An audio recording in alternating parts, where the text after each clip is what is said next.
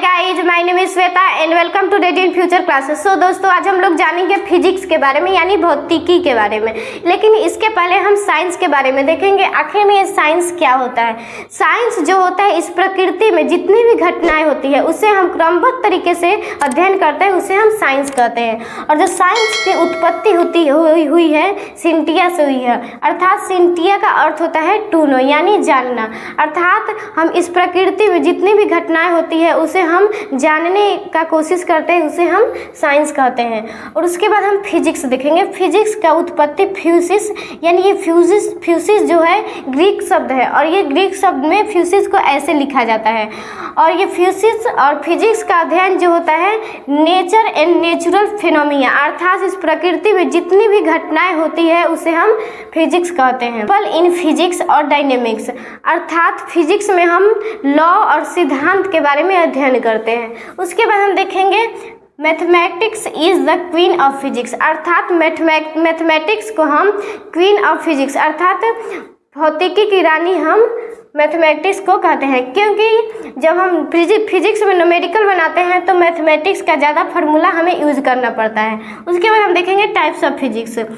Number 1 है macro physics, यानी ये मैक्रो जो होता है ये बड़ा होता है और ये माइक्रो जो होता है सूक्ष्म, अर्थात इसका प्रयोग मैक्रो और माइक्रो का उपयोग सबसे पहले किया गया था। उसके बाद क्लासिकल फिजिक्स और ये माइक्रो फिजिक्स को क्वांटम या मॉडर्न फिजिक्स। क्लासिकल फिजिक्स को चिरस्थायी भौतिकी कहते हैं और क्वांटम या मॉडर्न फिजिक्स को हम आधुनिक भौतिकी कहते हैं। इसके बाद हम जानेंगे मैक्रो फिजिक्स यानी क्लासिकल फिजिक्स के कितने शाखाएं होते हैं और उनको हम विस्तार से समझेंगे।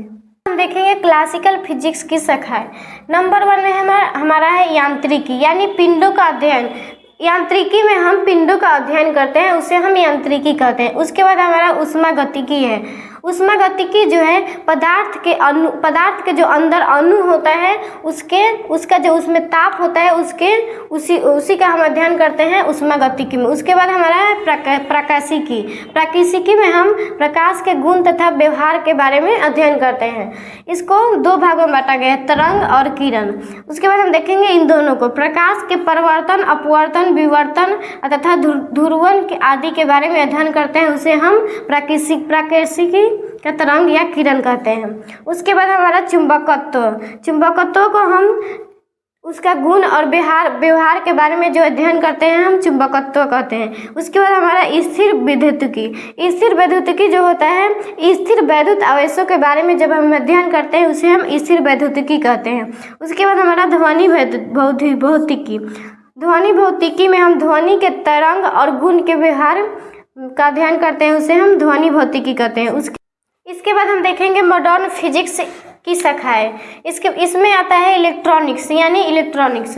इसमें हम अर्धचालक, सुचालक और कुचालक का अध्ययन करते हैं। सुचालक जो होता है इसमें ऊष्मा का प्रवाह आसानी से हो जाता है और कुचालक जो होता है इसमें ऊष्मा का प्रवाह आसानी से नहीं हो पाता है। और अर्धचालक जो होता है इसमें कुचालक का प्रवाह हो भी सकता है और नहीं भी हो सकता है। इसके बाद हम देखेंगे एटम यानी परमाणु के गुण तथा व्यवहार के बारे में जब हम अध्ययन करते हैं उसे हम परमाणु कहते हैं। और एग्जाम्पल में हमारा आ गया है बोर मॉडल। जब हम बोर मॉडल का अध्ययन करते हैं, थॉमसन मॉडल, रदरफोर्ड मॉडल। उसके बाद हम देखेंगे नाभिक यानी न्यूक्लियस।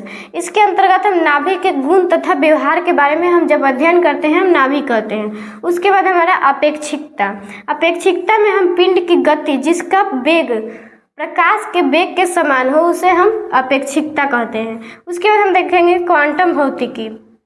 पदार्थ के सूक्ष्म कणों एवं उसके व्यवहार का जब हम अध्ययन करते हैं उसे हम क्वांटम भौतिकी कहते हैं। अर्थात भूभौतिकी, अर्थात जो पृथ्वी के अंदर होने वाली घटनाएं जो होती है उसे हम जब अध्ययन करते हैं उसे हम भूभौतिकी कहते हैं। उसके बाद रसायन भौतिकी में हम जब रसायन के भौतिकी के अध्ययन के बारे में अध्ययन करते हैं उसे हम रसायन भौतिकी कहते हैं। उसके बाद जीव भौतिकी उसे हम कहते हैं जब जीवों के भौतिक गुणों के बारे में हम जब अध्ययन करते हैं उसे हम जीव भौतिकी कहते हैं। उसके बाद चिकित्सा भौतिकी, अर्थात चिकित्सा भौतिकी उसे कहते हैं जब चिकित्सक के बारे में हम भौतिकी के गुणों के अध्ययन करते हैं, उसे हम चिकित्सा भौतिकी कहते हैं। उसके बाद खगोलीय भौतिकी।